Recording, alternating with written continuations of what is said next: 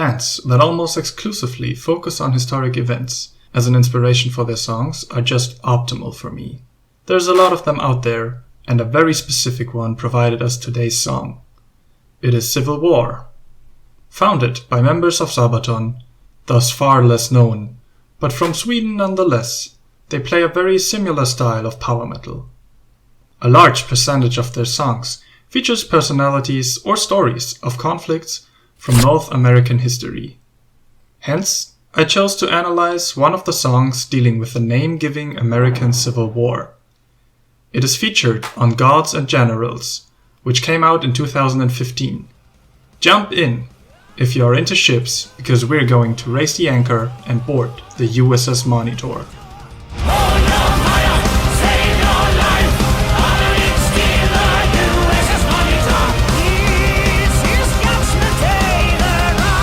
By looking at the refrain and using our highly advanced skill of just typing stuff into Google search, we can already find out a lot about the USS Monitor. For example, the USS stands for United States Ship. When we read a little more, we quickly learn that the Monitor was a battleship of the Union Navy that made its entry in the American Civil War. Now, we already mentioned this conflict a few times. Normally, I wouldn't talk about this at all, because it's not what the song and therefore this video is about. But in this very special case, let's go over it real quick, because, the band might get mad. The American Civil War was a conflict that raged on the North American continent from 1861 to 1865, when some brain-dead people decided to remain a bunch of racist idiots and refused to free their slaves. The so-called Confederate States in the Southeast had succeeded from the United States that took the final steps toward completely abolishing slavery under Abraham Lincoln. Soon after an attack by the Southerners on the Union Fort Sumter, war broke out. During its course, about 700,000 soldiers died in battles like the Battle of Gettysburg or the Battle of Chickamauga, until the Confederate General Robert E. Lee finally surrendered. There's a lot more to talk about than these few sentences to fully understand the motivations and events of the Civil War. But, like I said, that's not our topic. However, one thing worth noting is that these battles were the first ones to see the devastating effects of industrial warfare. Soldiers were equipped with deadly long-distance weapons. Railways and telegraphs ensured quick transport and communication. And, very relevant for us, it was the first time Ironclad warships took part in sea battles. In fact, the USS Monitor was the first armored ship ever to be commissioned by the Union Navy. Its 55-meter-long raft was specifically designed to give the enemy as little of an attackable surface as possible. On top of that, the walls consisted of 7 to 10 centimeters of steel plating, combined with 7 centimeters of wood, to ensure that no hostile projectiles could pierce the hull and sink the ship along with its 49 crew members. A propeller powered by a massive steam engine could reach a speed of up to 11 kilometers per hour, which doesn't sound like a lot, but keep in mind that the Monitor's weight, or displacement as it's usually called for ships, totaled up to 1,000 tons. You would try moving that at any speed. Another important feature of the Monitor was the overproportionate gun tower in the middle of the ship that made it look like some sort of swimming tank. This revolving weaponry was so iconic that the term Monitor became representative for a class of smaller, heavy-armed battleships and is still used today. The USS Monitor was launched on the 30th of January 1862 and saw its first fight not much later, when it engaged in the Battle of Hampton Roads on the 8th of March the same year. Up to this battle, Union ships were holding up a blockade around the harbor and the James River, close to where Virginia and North Carolina share a border with the Northern Atlantic.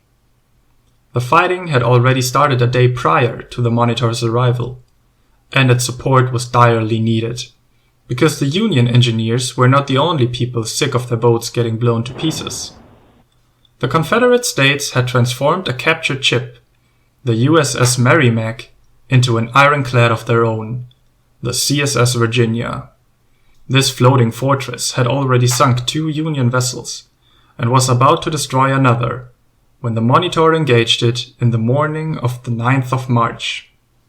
Their face-off, also called the Duel of the Ironclads, lasted about 4 hours. The 2 ships surrounded each other and were constantly firing, without any effect. They even collided a few times, and the Monitor had to interrupt the battle once to stock up on ammunition. After seeing that there would be no results, although the Monitor had been struck by 22 of its shots, the Virginia withdrew in what must have been a super awkward "and now what" moment. This outcome was pretty much a draw, but it felt more like a victory for the Union forces, since they successfully defended their position in Hampton Roads.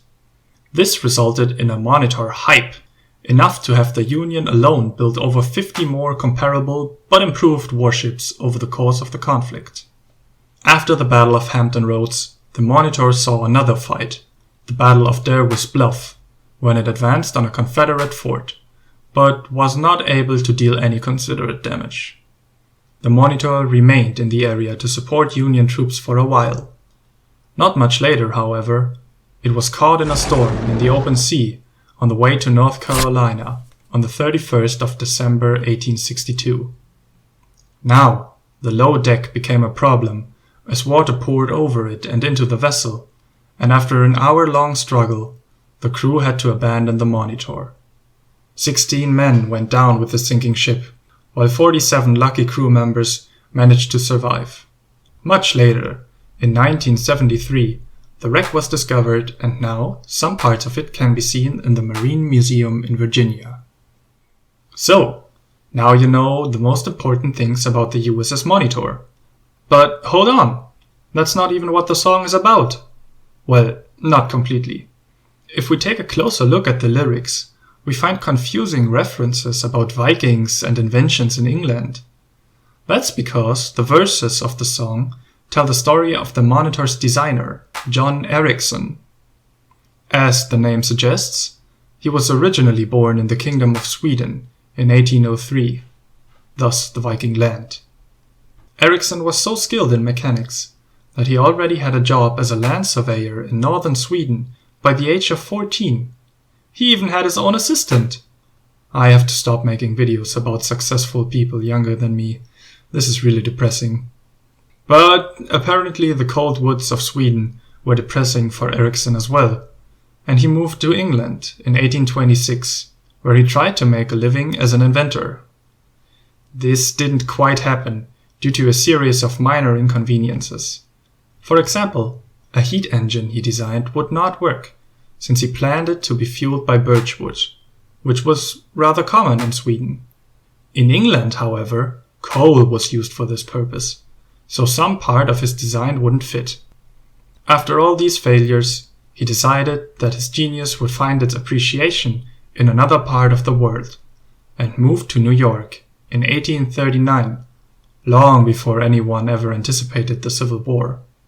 This line looks a bit misleading, but Eriksson began to design battleships for the US Navy anyway, and even kept on doing so after the invention of the Monitor, until he died on the 8th of March, 1889, exactly 27 years after the Battle of Hampton Roads.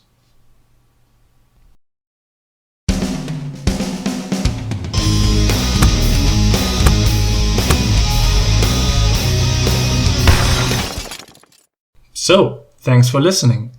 I hope you liked the video and learned something new. If so, please check out the other history and metal videos, and consider subscribing to the Heavy Magic crew. As we are still a very small channel, liking and sharing the video really helps us out, and we are happy about any comments you might have.